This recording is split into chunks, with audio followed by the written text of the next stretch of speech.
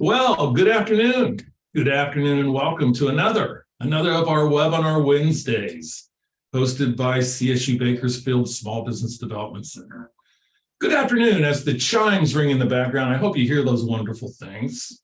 The chimes from the First Presbyterian Church. Yes, you know we're in downtown Bakersfield, at the corner of 17th and H, for webinar number 254, and it's going to be a good one. Bob Meadows is in the house. Bob Meadows, who I like to refer to, he doesn't prefer this, nickname, and he will ridicule me for it later, but he's the king of networking, and he'll be by to give us some real interesting tips on that part. And it was really interesting last week when our survey told us that the marketing and sales promotional aspect that people want to improve on in 2023 is networking. So what's coming up on Webinar Wednesday? Next week, we have Dr. Sunbach, the interim dean of the School of Business and Public Administration. They launched their CEI, which is their Center for Entrepreneurship and Innovation, had a recent accelerator, has some news on that he's going to share with us. And that'll be next Wednesday, the 21st. On the 28th, we're going to have various people kind of meandering in and out of the webinar, talking about some last second tips for 2022 for your business. You do have a couple of days left in order to do something at the last minute if you want to. Maybe we'll rekindle some of the wonderful memories of 2022, just none of those real horrible memories of 2022. And then back in the new year, January 4th, with some early ideas for 2023.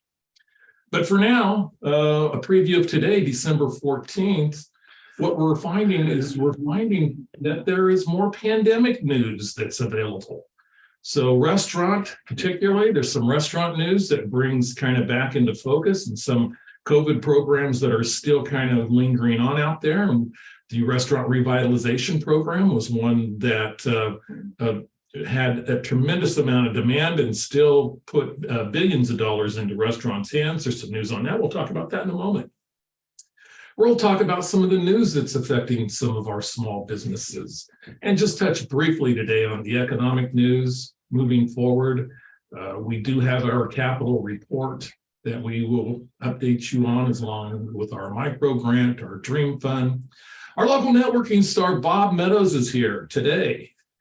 Well, unless, of course, you're watching this on demand, and then he was here back on December 14th, which means there are only 10 shopping days until Christmas. So our public service announcement of 10 days before shopping is over. And as always, we'll take your questions at the end, and we will have a poll for you. And our poll question is going to be rather simple today.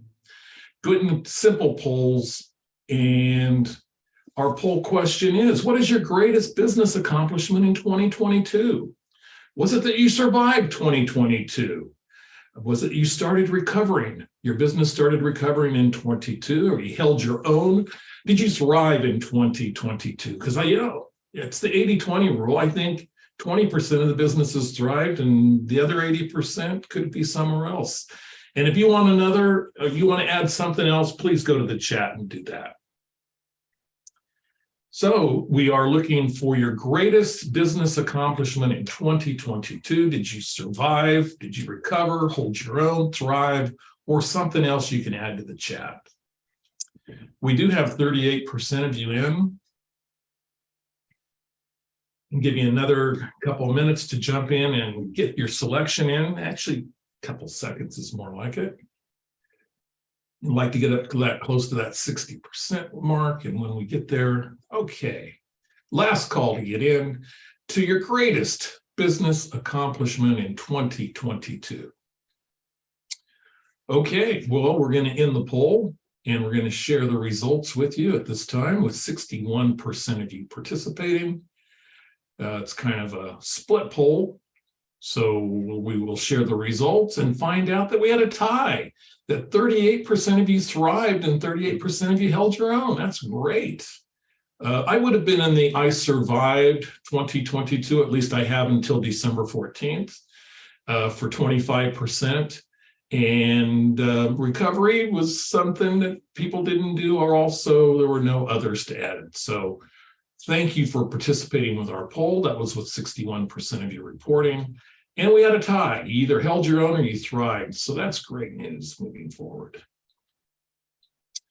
Okay, so some of the news that we're going to be talking about, and some of that news is going to be starting with the Restaurant Revitalization Fund. And this is news for restaurants. We haven't talked a lot about restaurants lately. In the hospitality side of things, what I have seen talking to restaurants and business owners is that oftentimes a lot of your lodging properties in the hospitality industry are doing much better than they obviously did during COVID, and that they are in that recovery mode and actually maybe recovering, thriving mode with most of the lodging properties I've talked to. Restaurants are in the other side of things. They are kind of in the doldrums. We're seeing a lot of restaurants affected by higher food cost. We're seeing other labor and supplies also challenging their business. A lot of restaurateurs tell me that they cannot charge enough to make money on their product. So restaurants continue to be threatened, and because of that, Congress has been looking at a couple of different things. One, there was some money left over in the Restaurant Revitalization Fund, and that was the program that put about $40 billion into restaurants' hands. The only problem was there was about 177,000 restaurants that were not funded before the money ran out.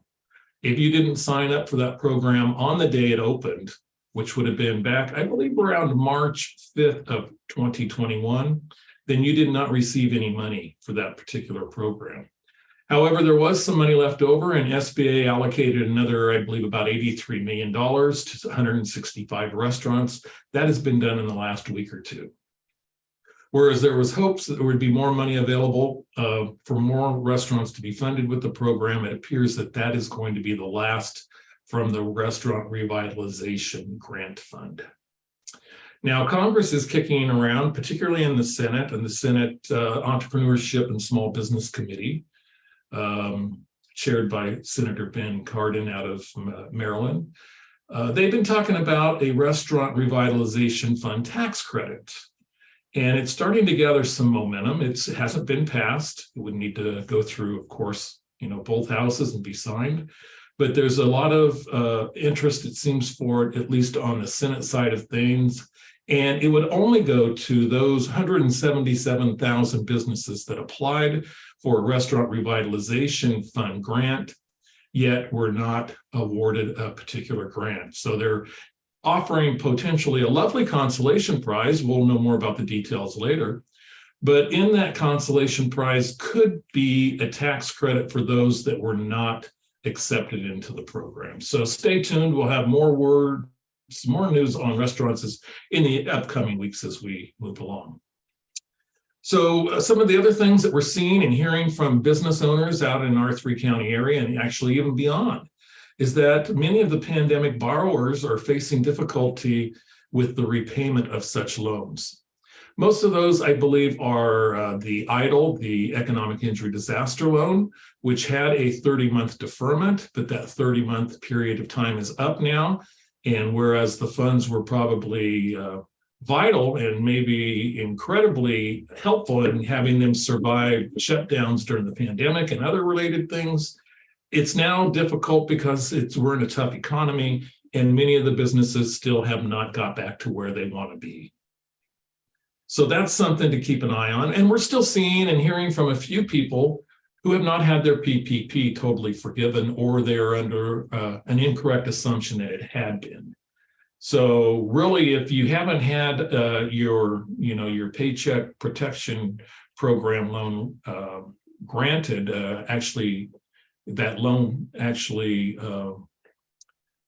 actually fully granted over to you, gone through that process, you need to do so. So that's out there as well. So, but we're here to help. So give us a call if we can help you in any way. I think really, if you have an EIDL loan that you're starting repayment on, there's the call center, and we could have you call the call center in Texas and talk to them, because I really think it's important to keep that dialogue going if you're having struggles and if you're having a difficult period of time starting to pay that particular EIDL. An interesting fact I heard today, one of I think the best programs that small businesses do not use is the on-the-job training program through America's Job Center, or what many of us call here ETR, the Employment Training Resource in Kern County. And there was a statistic for 2022 thrown out today. And of that, 460 on-the-job training contracts were issued by America's Job Center. But only 20% of those, actually a little bit less, around 18.5%, go to smaller firms that employ less than 50 people. So ETR, America's Job Center, what they did was they were able to get a waiver to where it actually increased up to 90% the amount of payments for smaller employers, to where now you can have 90% of the wages of that employee paid for up to a 3-month period of time while they learn on the job. Now, for a lot of positions, let's just use the obvious one, like say flipping burgers or something like that. It's not going to really require much time to train that employee, and there's not going to really be a 90-day availability. So it's got to be one where it takes some time and to work with a new employee, a new hire, in order to train them up to your business needs. And again, 90% of that, and we're going to be talking about that because there's just not enough of our small businesses that go through that process to do that. So again, that is the on-the-job training program. Here in Kern County, it's through the Employers Training Resource, also America's Job Center. And also, we're still seeing a lot of the employee retention credit. We're still seeing some active in that, even though, it expired on 9/30. And for many businesses that were affected by COVID, that's still a remedy to where you can go back and you can amend tax returns up to the third quarter of 2021. So you would need to go back, and there's some hassles involved in that, and it really needs to be worth your while, but it's something that we're seeing still people are taking advantage of.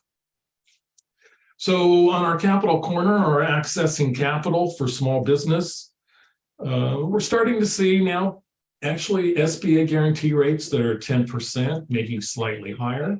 And for a generation that didn't really grow up on, moderately or moderately high interest rates, it's really a kind of a culture shock for a lot of people. So these 10% rates are generally, they're variable rates, so they're going to go up and down as the Federal Reserve raises or lowers interest rates over the next period of time, maybe it a year, 2 years, or 3 years. So what we're going to be doing is looking at future webinar Wednesdays at some of the funding alternatives for 2023.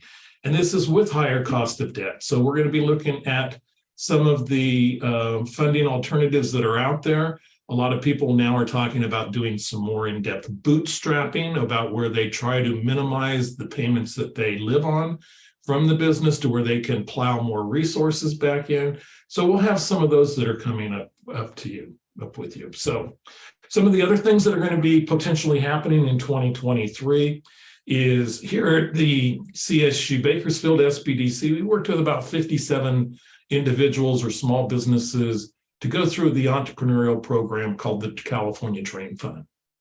And of those 57, many of those went through the training, the consulting, and also the business plan preparation, and are now applying through to get that particular grant. We're hoping to see some local programs, potentially here at the city of Bakersfield in 2023, and also a return to that program next year. So really going to since I've been spent a lot of time on restaurants, one of the things that with the economy, we'll get back into the economy next week. We're still seeing inflation. Inflation was 7.1% in November. So there is inflation that is dropping. We're seeing it at the pump in some other areas. Our Kern County Small Business Micro Grant Program is still open and is going to be open until May of 2023. Disregard what you see on that screen of March 2023. Till May 31st or until funds run out, there is the availability for a micro grant for $2,500, unless you've received the COVID-19 California Relief Grant. Then you are not able to access those particular funds. If you use some other type, like the PPP, PPP2, or other programs, those are okay. It's just that COVID-19. And again, some of the key requirements for the program is that you needed to be in business in 2019, but your sales could not exceed $50,000. And it must have been your major source of income, and there are other eligibility issues with that particular program. But still, there's funding available, and I'd like to see those that were unable to get the California Relief Grant for $5,000, $15,000, or $25,000 apply. Our California Dream Fund is full for this particular year. Told you 57 individuals went through it. We're hoping that the program comes back next year. And if it comes back next year, that will be fantastic. So also, a lot of our webinars that you see here on every single Wednesday, except for the 4 that I missed with COVID last month, are on demand and on demand on our CSUB YouTube channel. So here's a few of the ones that have been very popular. Some of the topics include the COVID EIDL resources and what you can do if you have a COVID EIDL loan and some of the requirements. Cybersecurity, had a great HR and California law update back in May from Celeste Young Ramos, our SBDC consultant. And also the Cal Savers is a mandatory program that if you have 5 or more employees and haven't signed up, you need to do that. Okay, enough of me. And how about let's bring Bob Meadows in. And Bob has been the business development director for the city of Shafter since 2019, promoting the city of Shafter to new businesses, existing businesses, and the workforce. Bob's been a banker for about 40 years. Prior to that, it says nearly 40 years. I like about 40 years because I still think he's still part banker in the job that he's doing now. So maybe it's over 40 years.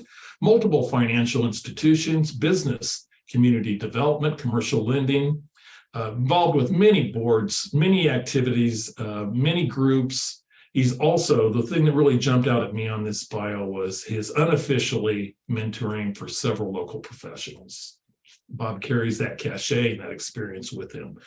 Bob is a native of North Edwards, California, attending Boron High School, earning his only degree as AA in journalism at Bakersfield College. He was a newspaper editor-in-chief there. Bob's wife, Vicki, a retired banker and a 9-year breast cancer survivor, active volunteer for a number of things. And Bob and Vicki recently celebrated 44 years of marriage. He's got a few years on me, so he must be older. So Bob, it's great to have you here. Wonderful to have you. Welcome, and take it away, Bob. Thanks, Kelly. I'm glad to be here. I enjoyed working with Kelly when I was a banker, and we stay in touch. And so we got some things that I want to cover today, and then Kelly and I are going to discuss some of these things. But really, we were discussing the state of networking and kind of what it's become. And so I wanted to lay down a few things here as far as what I believe is important. I mean, this goes back. I really was solidified in what networking means back at the tender age of 40, when I was severed in a bank merger and had so many people calling me for job interviews. I realized that these were relationships that I had built and didn't really think about those becoming beneficial in that regard. But I wound up with job opportunities, and ever since I've felt compelled to do better at that and continue to share to the benefit of others. So we're going to talk about that. So I have a definition that I like to share. That on my next slide is that this is what I believe in networking is, and I've kind of honed this over the years. It is building professional relationships by bonding on a personal level.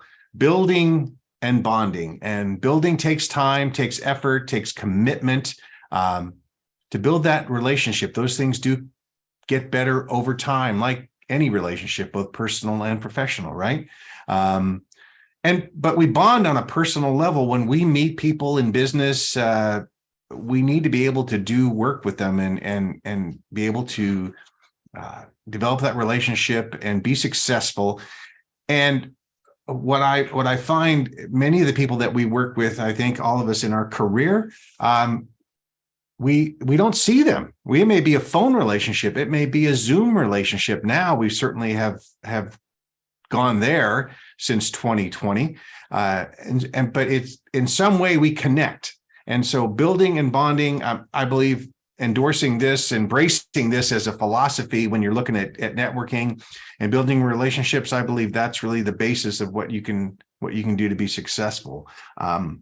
What networking is not is something that I have seen evolving over the last couple of years, and that was my concern talking to Kelly about what networking should be in 23. And on my next slide, I show that what I believe it is not, and what I've seen it kind of denigrate to being, is an online sales pitch to new contacts. I'm a heavy user of LinkedIn, making those contacts, building those relationships, staying in touch. And lately, people that connect, 5 minutes later, I'm getting a pitch for their product or service or something. And I finally called one guy out on it, said, does this work for you? Because it's not working for me. We weren't connected. We weren't, he was just pitching me on something to bring to the city of Shafter. And that's not going to happen. And certainly not that way.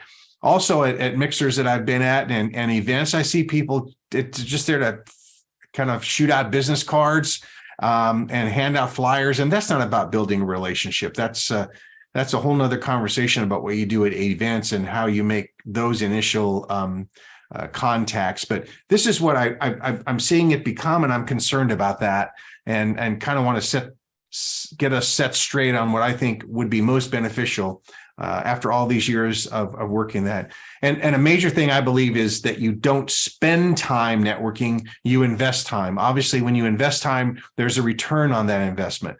Again, takes time, takes effort, just like anything where you invest. But I believe that's so important. I don't see that happening as much these days. I see it more of a quick hit. I don't necessarily know that all of us are instant friends that we do it that way. So invest the time, and I talk building and bonding. Well, how do we bond? Well, we share our stories when we talk to people. That isn't your life story every time, but we each have a story and highlights of our life. And that's how we make connections. We find people, maybe it's just that we both have dogs. We both have lab puppies like I do, or we both like to go wine tasting, or we enjoy baseball. If there's something, maybe that's an initial part of how we make that connection. And then it kind of grows from there. Over time, maybe it's that we're just doing business and we have a product or service that we both need. So if that's how we bond, how do we build those relationships? And I think there's various avenues that we can do that in.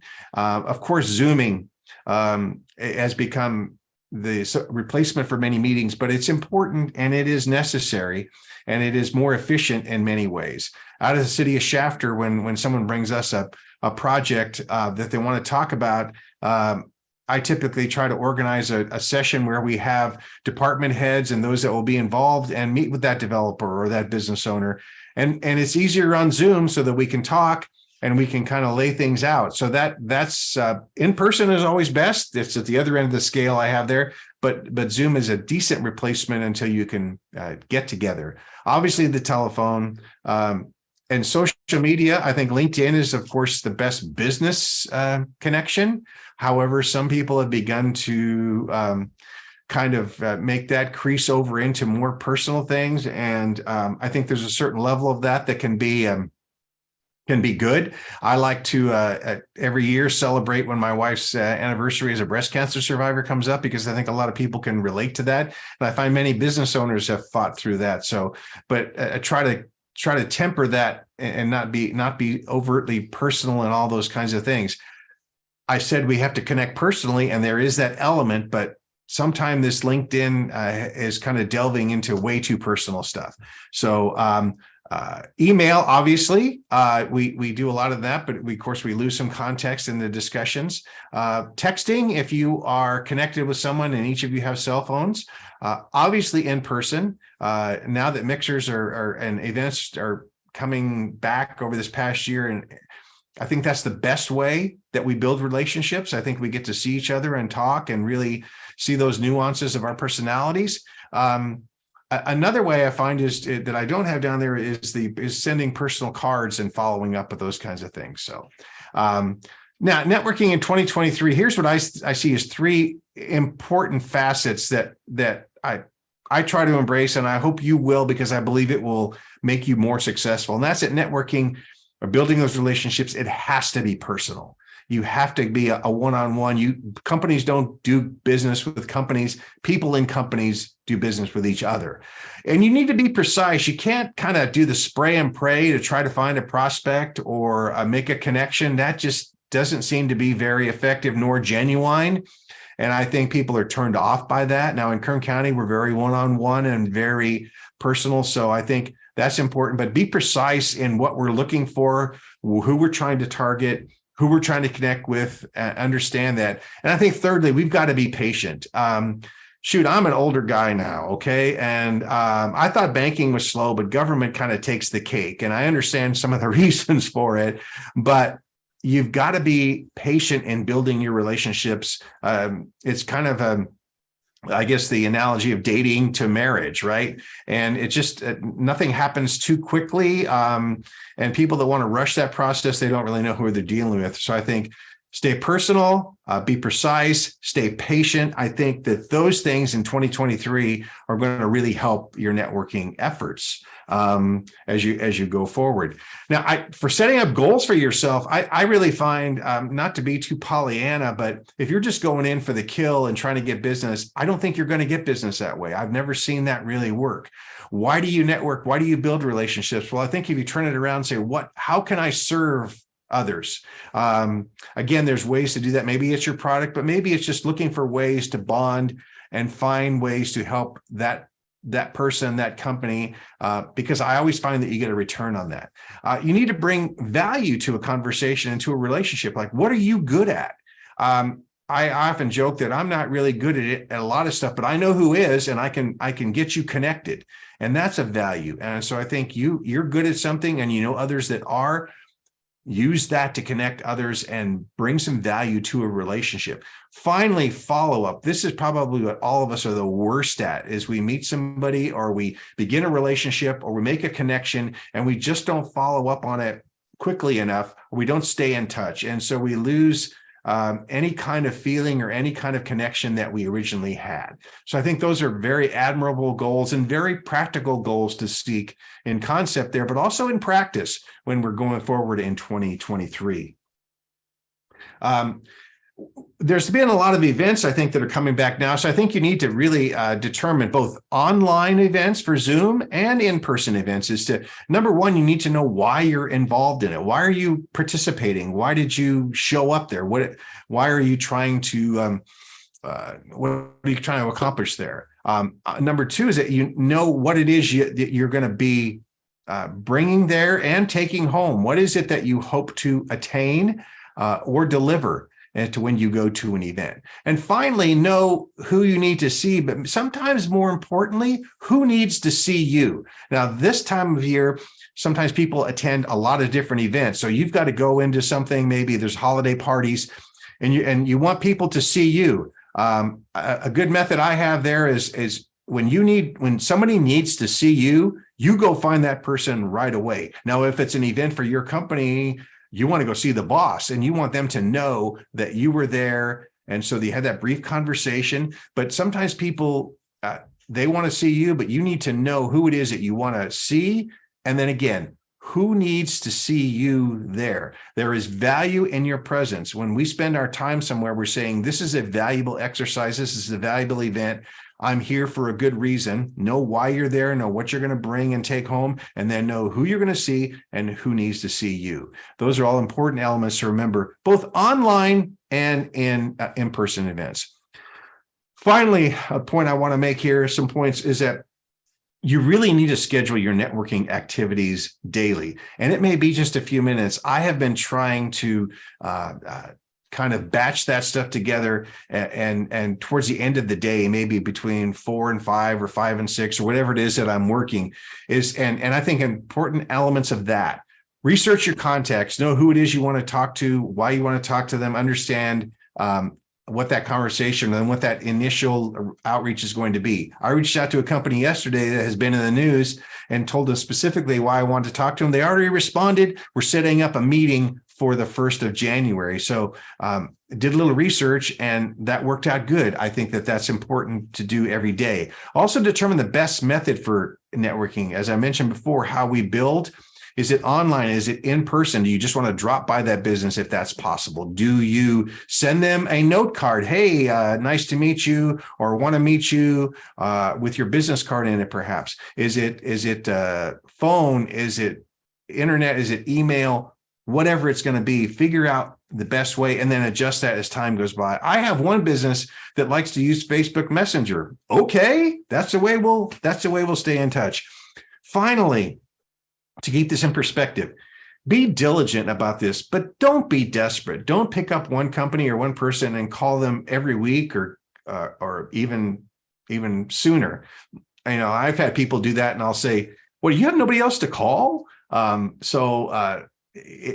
a wide range of people. Be diligent about it. Be organized. Stick to it, but don't sound desperate. Don't be desperate. There's plenty of business to be done. I think in following these things, there's some principles that I wanted to lay out, Kelly, and I'm happy to discuss that and answer people's questions. But these are some things that I hold near and dear. And look at us. I appreciate Kelly growing a goatee for this webinar. Yeah, it started a little too late, though. I should have started about another couple of weeks earlier. It's darker, though. So, well, I usually have hair on my chin. So anyway, Bob, great stuff. Good point for discussion, because, really the first and foremost thing, and I just have to share this one, since it is the season, I do have to share this one video, or this one slide. And we saw your introduction slide, but we didn't see this one, this one, right. Oh, okay, it's not there. Okay, well, they're going to have to look at us, Bob. I tried to spare them. I tried to give them a break, but it was not to be. Okay. So getting back to it, Bob, and a lot of the things, this is really, and I really had a festive picture of us that didn't work. So, and the festive picture was going to be a lead into what I think is networking season. And especially since we haven't had COVID, it's really like this week and next week are really the 2 weeks that really kind of bring out a lot of opportunities for networking. So I guess my first question is a little bit about a lot of the holiday parties that are going on, and a lot of the ways that you can, or is there even protocol for crashing some of these events that are happening that you're not invited to? Well, I think it typically there's not the personal invite. We know they're out there, and we're reminded of them, and we get the online. But I think you've got to decide again. It kind of goes back to, why are you going, and who's the crowd going to be? What are you hoping to attain? Mm-hmm. Sometimes these events, the sponsor, we just want to show appreciation to them. I know in banking, the title companies, realtors, they always would have these parties, and I appreciate those relationships, and I want to go there. I want to say hello. I appreciate being told to come. Sometimes it is a personal invite, but I think we still got to pick our spots carefully. And as always, we must manage our intake, because we don't need that. Those three initials after our name. I think we're reminded of that from time to time. But I think you got to choose your spots. If you're going to go to multiple events, again, who needs to see you, and why are you there? But I think there's so many things going on. You just got to. There needs to be a good reason. Yeah. And you want to honor the host. Yeah, and I think so many of the ideas that you had in your slides, I think, kind of manifest that. For example, a lot of our clients, they want funding. So I need to talk to more bankers during the season, and more lenders, and try to find more programs and more things that are going on. So that's kind of been a goal of mine this week, is to try to get in touch with a lot of the people that I've missed out, because we went through this thing with COVID, and there's a lot of, this is kind of like a reintroduction almost, it seems like, after being out. It feels like it. And I I think let's be honest. We're all trying to do business, and we're all trying to do more business. But if we're just out making these contacts and we're just openly just saying, well, I want some business from you, rather than building a relationship, we want to do business with people that we like and respect and know do a good job and know will handle our clients, or that we could take care of theirs well.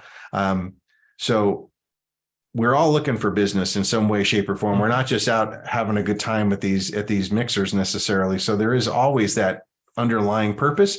So I think you just need to, I like that it's back, and this year has been one where those conversations take another level, and they're so much deeper, and they mean more if we can talk face to face about something. It just seems to, and again, that's what Kern County does. That's how we do business. And I think that that's important. Yeah, I agree. Well, part of, there it is, Bob. There we are. Thank you, Maureen. There it is. You and I, festive as we can be. That's right. Got to bring Santa in the equation. Yeah. Santa networks, once a year, whether he needs it or not. So, yeah. So, I like to, I try to do networking, and I'm okay at it. I'm not great. But I think I'm okay. I'm pretty good, considering I'm more of an introvert. And I think I'm more of a hermit on the weekend, and I get in front of as many people as I can during the week. I think that's common, though. People tend to network that really might be an introvert. So do you have any tips for people that are introverts on getting out and meeting more people in sometimes awkward social situations? I think, first of all, the more you do it, the better you get. You're more comfortable with it. But I think it really goes back to, why are you going to an event? Know why, know what, know who. You've got to be confident in what you're doing. If your employer sent you out there, or your boss or supervisor, understand the purpose. If it's just go meet people, okay, then do that. You've got to, I think, in part to help you be confident, is have your story down. What is your individual story? When somebody meets me and I say, what's your story? I mean, I was in banking for that long. I went to the city of Shafter in 2018. Now I get to help a whole city.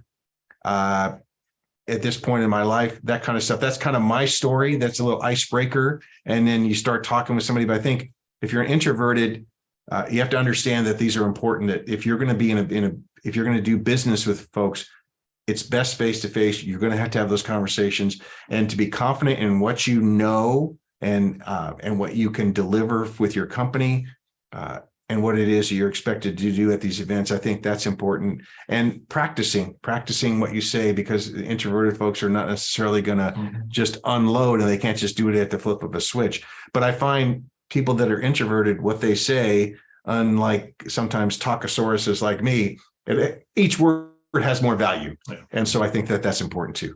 Yeah, I think you really hit the nail on the head, that practice really helps. And it is difficult at times when you don't feel like you know very many people in the room. And but hey, it's great to meet new friends too. Well, I think the other thing, I think introverts, what I've said to people is, why don't you practice inside your office? Do you interact or network per se with your coworkers? And if you're one that just stays in your office, now you got to go out and go to events and stuff, you're not going to be comfortable with that. So why not? Are you someone that goes around the office and not necessarily spends your day doing that, but do you talk to people and do you develop relationships in that way? That can carry over to the outside too. It helps you get confidence in your conversational skills. Actually, not only conversation, but we're supposed to, God gave us 2 ears and 1 mouth. We should listen twice as much. When we listen, people think we're smarter anyway.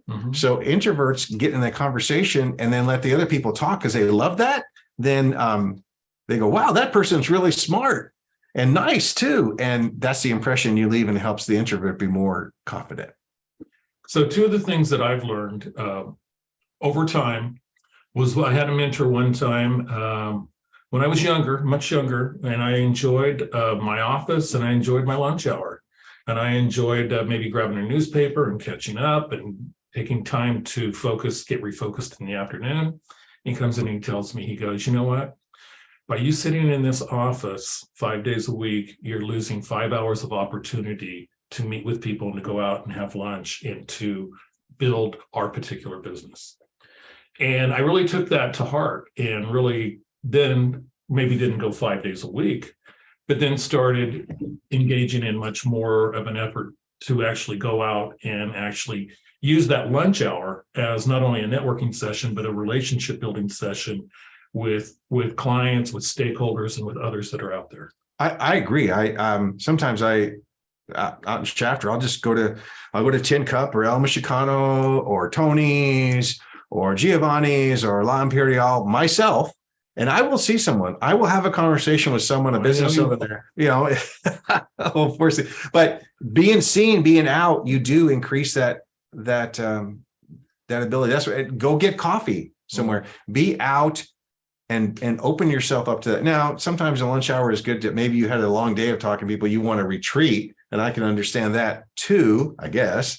But I think that's a good opportunity, and isn't necessarily a formal taking somebody to lunch, but being out puts you exposed out there. If you're wearing a Shafter shirt like me and you're walking around, people will ask you questions, and you wind up in a conversation that you never knew you would have, but you're ready for it, and it does help your confidence, and it does increase your contacts. Mm-hmm. One of the best networking tips I heard, or actually strategies, was an individual, a colleague, I won't mention who it is, but they had mentioned that they are trying to expand their knowledge and contacts in a certain area.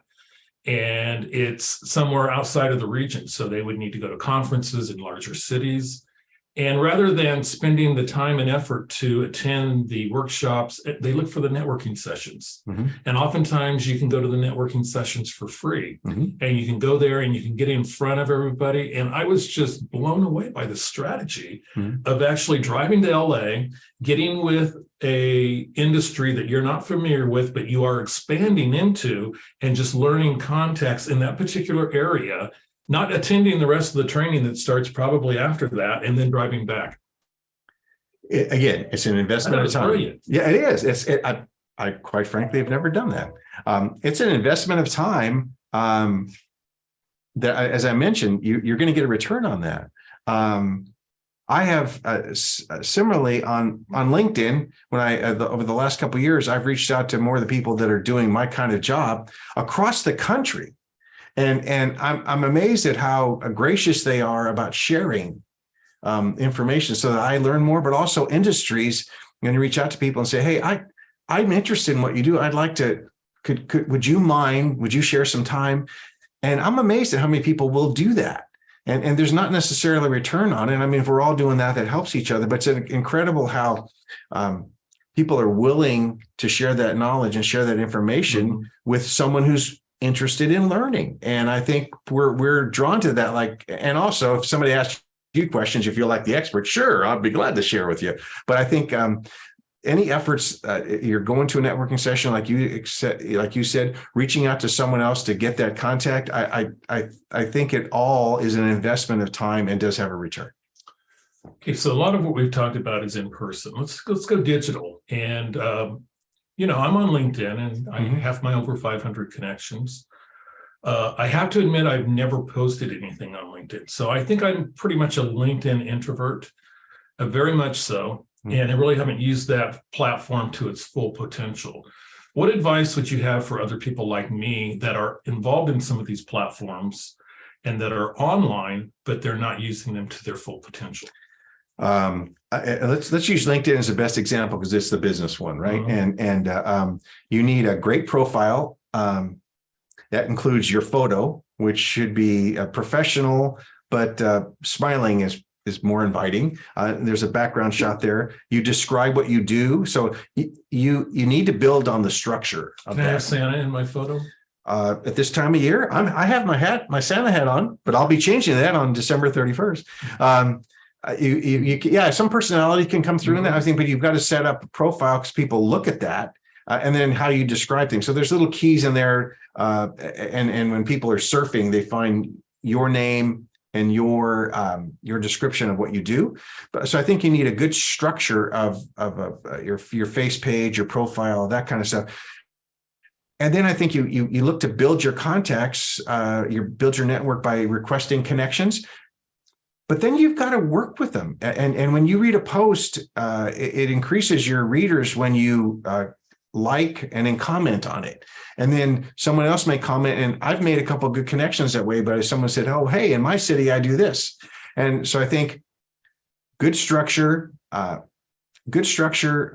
everyday usage, using the messages and that kind of stuff, I think. And you have content, you have valuable content. Pictures work best. I put these, what I thought were really good advice and good things about business.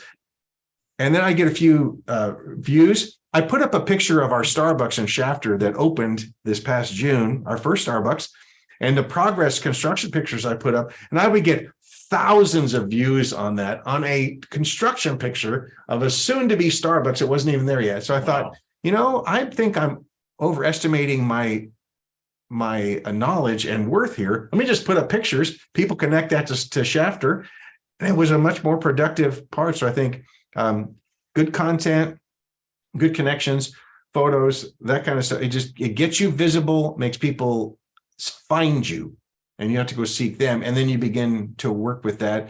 And then it becomes kind of natural with the other kind of things that you do. It's there, it's free. We should make a better use of it. And so should you. I should. I should. There's no question about it. I've always hidden behind the old age thing, it's just like but I'm older than you. And so here I am telling you. So I know. So here, I don't know why I invited you in here. I don't know. You're just blowing it's a senior moment. Just blowing me up right and left.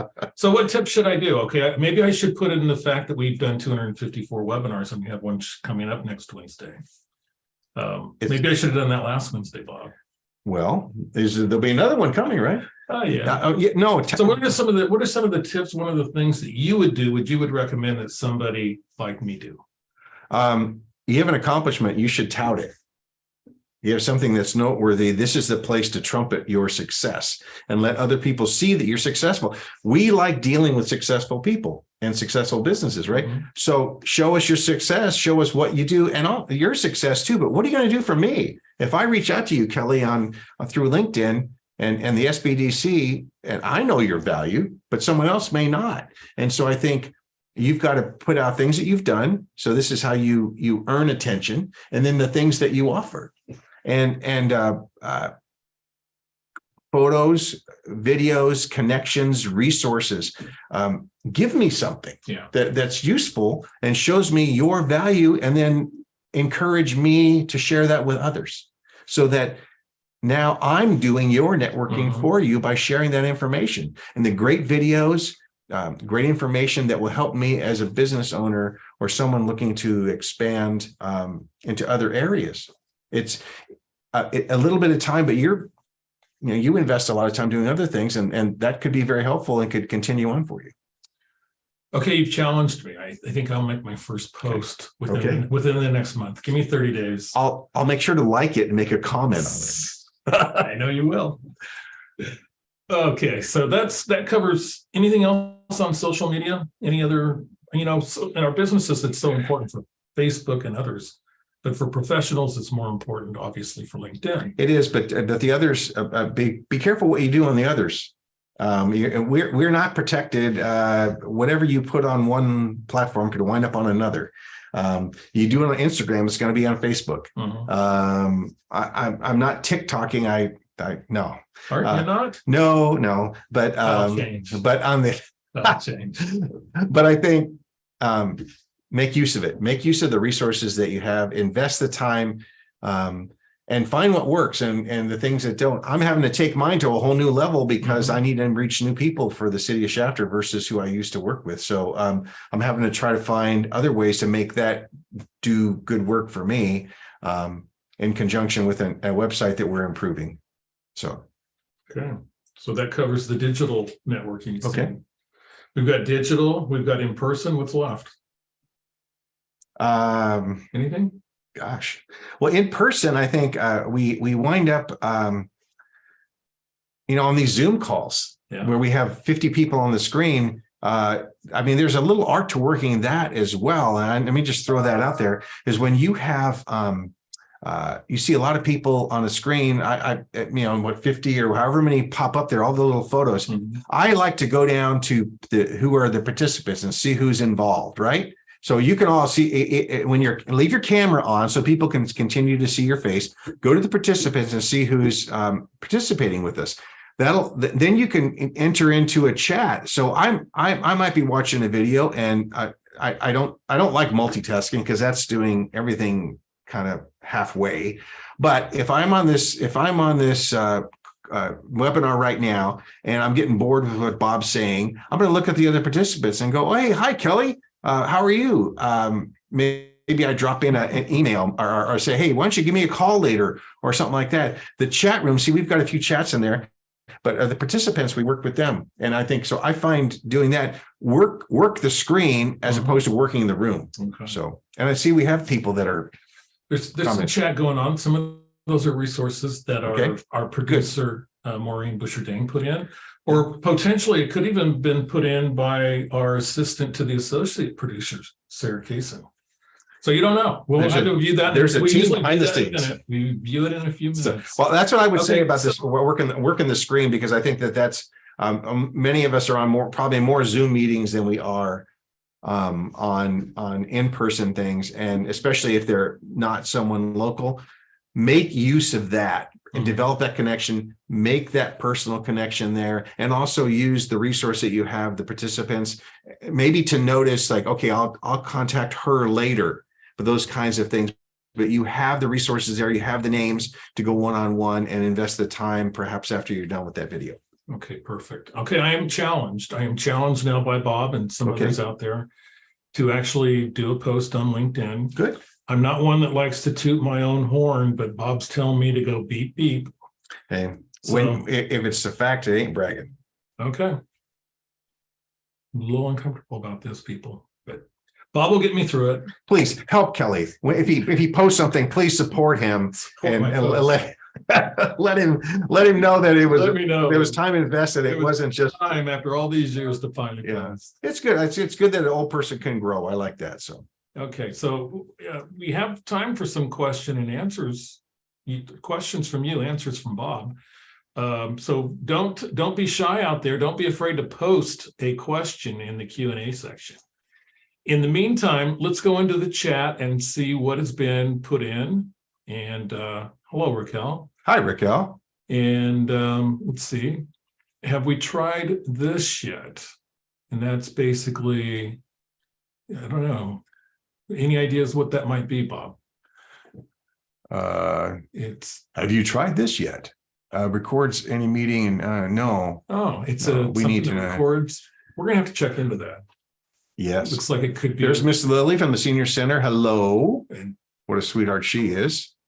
And Bill Jeffries checking in. He wants us to check out the minimum wage in California. I believe is going to $15.50, but that's for. Does that even matter anymore? That's for our later episodes. Does that even matter? Closer to the year. So yes, it is $15.50. I did notify a few people that they might be. Good luck hiring somebody at that wage. Don't say that, Bob. Okay. So let's see, Maureen has posted in the information for the Kern County Micro Grant. And there's the requirements for that. You'll be seen soon at the Tin Cup, Bob. That's Fortino from Placer Title. And great group there. And there you go. There's our webinar chat for today. So without any questions, Bob, do you have a question for yourself? It's the first time I've ever asked that question. If you have a question for yourself. My question to myself is always, what could I do better? What could I do better? And I'm having to take a whole new perspective on what I do now. After 4 years at the city, and you take out COVID years, which screwed up so much of what we do. What can I do better? I need bigger, better, broader contacts. We're looking to bring business to the city of Shafter. We're looking to bring all kinds, both retail, industrial, things that generate revenue, but also jobs and support services for the residents as we grow from 22,000 now to expected to be 30,000 by 2030. What can I do in my networking efforts to bring more business or more business opportunities to Shafter. So what my question to myself is, am I following my own rules here? Are you? And largely, as a bank manager, I had a lot of other people to keep accountable, but now I'm a one-person department and my staff meetings are very short and with the mirror, and I must counsel myself sometimes that I'm not fully focused on some of these efforts. It can be very frustrating. Why I would take on such an effort this late in my life, gosh, it's a challenge. And the city of Shafter is such. You're a natural for it, Bob. Well, I hope with there your was some value. Prowess, you're out there, you're talking to everybody. You're perfect in that position. I hope I will continue. Either that, or you weren't very good at lending money. After 4 years, could be. I took a while to get that down. Figure it out. I think my question: Am I doing what I ask other people to do? Am I doing my best? And I think that's a question we all need to ask ourselves. Am I doing my best for the city of Shafter, for the good people out there?